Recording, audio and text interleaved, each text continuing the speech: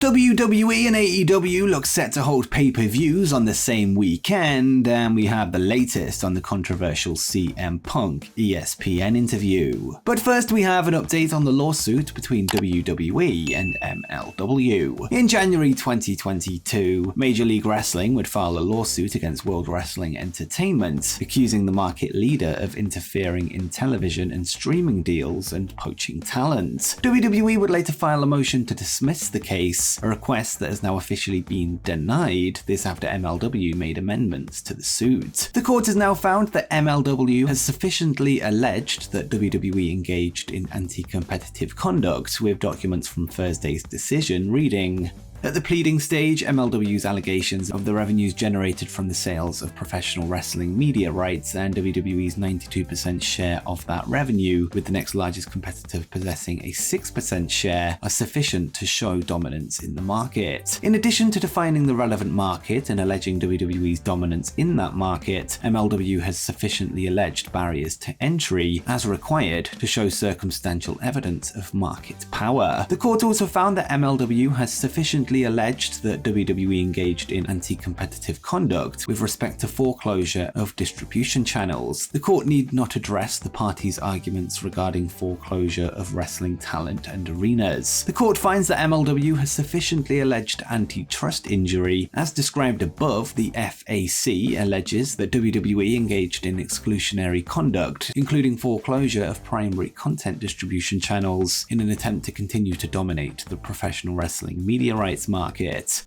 The ruling now means that proceedings will now continue, with Judge Edward Avila disagreeing with several points in WWE's counter-motion. We now await to hear when and what the next steps will be.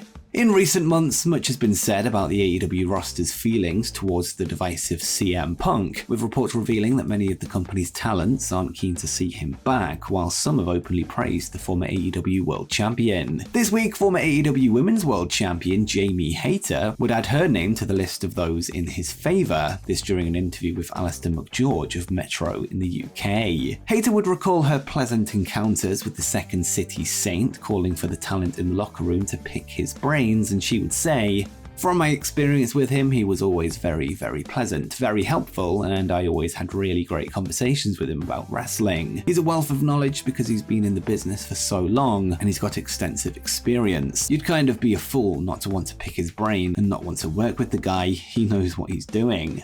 Hayter would then give her thoughts on the upcoming CM Punk return to AEW, noting that if he puts butts in seats, then it's worth doing, and she would add, "He was one of the most gripping performers in professional wrestling. The summer of Punk, all that, everyone was so into it, and there was a reason why he was the most popular wrestler. To be honest, I would say he's still incredibly popular now, regardless of the all-out stuff and the drama. He's still a big name and he's still wanted in the business. You know what? It's not my company. I can't speak for everybody, but I wouldn't have an issue with it. If it's going to be good for the company, then I'm all for it. If it's going to put butts in seats, if it's going to get people to watch, then absolutely."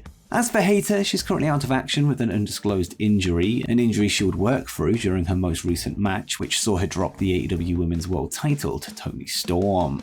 On last night's video, we would discuss this week's episode of AEW Dynamite, with us now having more stories from the show. The first of which comes from an incident during the 8-man tag match that saw Sting, Darby Allin, and Keith Lee and Orange Cassidy take on the Mogul Embassy. As Brian Cage locked Orange Cassidy in a bear hug on the outside of the ring, the word "no" would briefly appear on the screen, with many fans wondering what was going on. This has led many to debate if this was some kind of production botch, or perhaps a tease of an upcoming mystery in AEW. Whilst it's still unclear exactly what happened, we can confirm that the message appeared on all broadcasts of AEW Dynamite internationally, meaning this wasn't specific to a certain network. We also know that this isn't the first time we've seen this happen, as back in late September, during a promo involving the Four Pillars in the build-up to the Double or Nothing World title match, the words "yes" and then "no" would flash on the screen one after the other, meaning the seeds for this potential mystery were planted some weeks back. Another interesting note is that Darby Allin is the only person to have been featured in both segments, marking him as a potential target, although this could just be a coincidence. But what do you make of this mysterious occurrence, and do you think it will lead to something down the road? Let me know in the comments down below.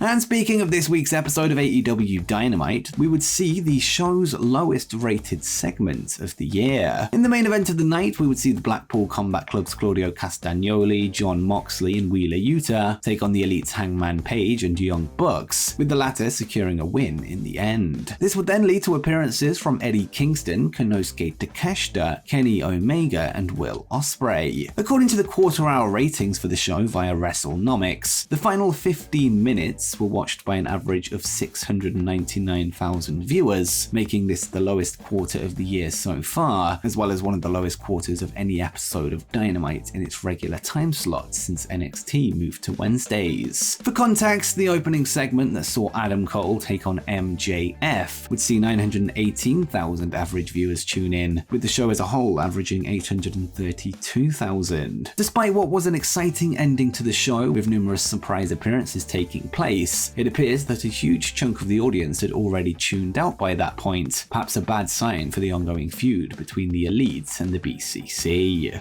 WWE is set to make its return to Pittsburgh, Pennsylvania in September, with them set to host a premium live event there 1 month after SummerSlam. The PPG Paints Arena is set to play host to Payback on Saturday, September 2nd, as confirmed in a press release issued today. The event marks Pittsburgh's first pay-per-view/premium live event in the city since Extreme Rules in July 2018, ending a 5-year wait. Payback will take place on Labor Day weekend, which is traditionally the home of AEW All Out, meaning we could be set to see America's two biggest companies go back-to-back that weekend. Whilst All Out hasn't yet been officially confirmed, the show is still expected to take place, this despite All in London being scheduled for the weekend prior. AEW executive Mega Parek did recently state that All Out would still be happening despite the close proximity of the two shows, although we now await an official announcement. But what do you make of WWE booking a pay-per-view on Labor Day weekend? Let me know in the comments down below.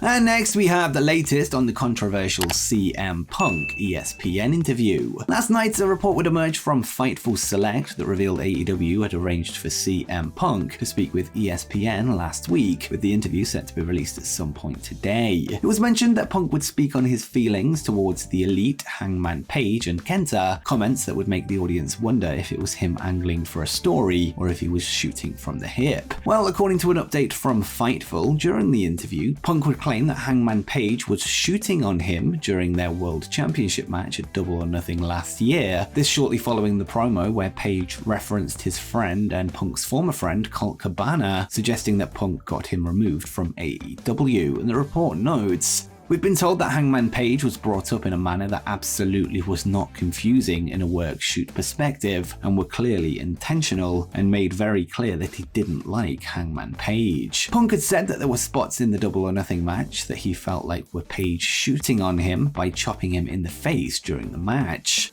The Wrestling Observer newsletter has since provided some more details on the situation, claiming that the comments came at a bad time due to AEW and Hangman Page's ongoing talks of a new deal, and the report states, "There was a lot of internal and external talk in recent days about an interview Punk did. The interview was with ESPN's Mark Raimondi and will be released on 6/16, so it's best to wait until it's released to comment. Past much of the talent on the 6/14 show were aware of the content, and AEW was hoping that the comments Punk made about Adam Page would not be part of the article/video, but the talent is largely aware of them. This is largely because the company is actively trying to sign Page to a new long-term deal. There was an attempt at damage control going on at press time, but much of the talent was aware what Punk originally said. It's going to be interesting to see which of the supposed controversial comments make the final cut, and we'll likely be covering the entire interview in full once it drops, so stay tuned for that. And before you go, make sure you check out who the surprise could be at the debut episode of AEW Collision.